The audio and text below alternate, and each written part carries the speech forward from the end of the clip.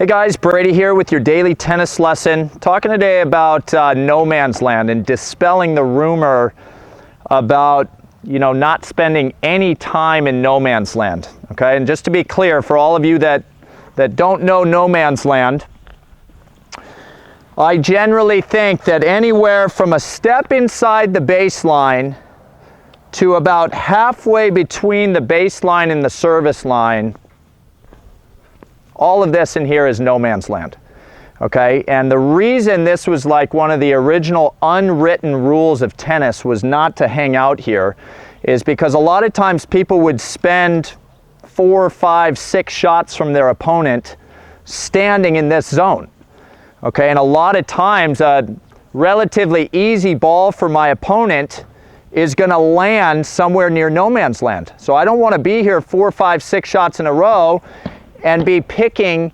every ball up off my shoes, okay? But unfortunately, I think that idea turned into what a lot of people believe now is we shouldn't spend any time in no man's land.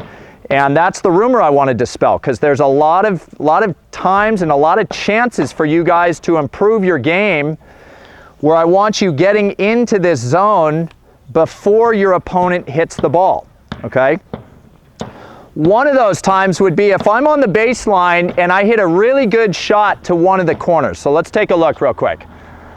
Okay, so if I crush a ball to the corner and then I stay here, I can't get up to the next ball from my opponent, usually if I stay back, because what was their reply if I hit a really good shot?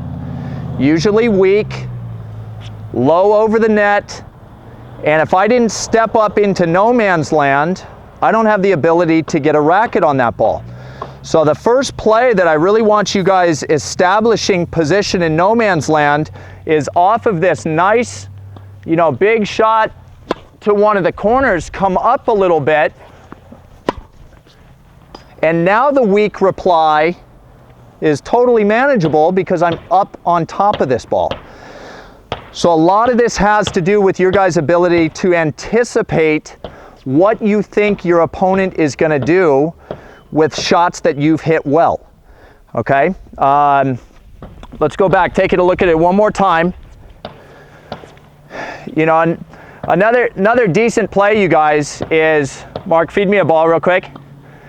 If I just hit kind of a consistent forehand into the weaker side of my opponent, let's say the backhand's not as good as the forehand.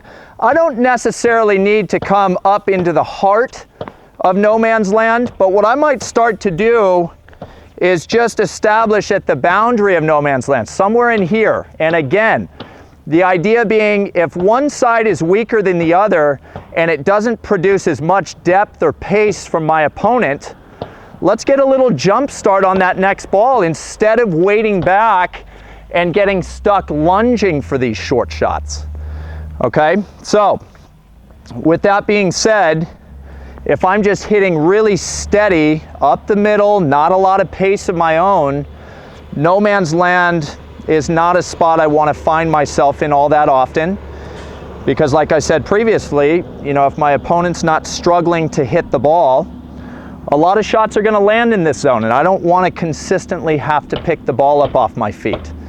So start to look for those opportunities where you think that the shot you've hit is going to produce a shorter ball, and get that head start. Anticipate that shorter shot, get into no man's land, and start to put some of these balls away that have been a struggle to get to previously. All right, so that's all I got for you guys today. Please click like below this video, and if you happen to be watching on YouTube, please subscribe to our channel. Thanks, and we'll see you soon.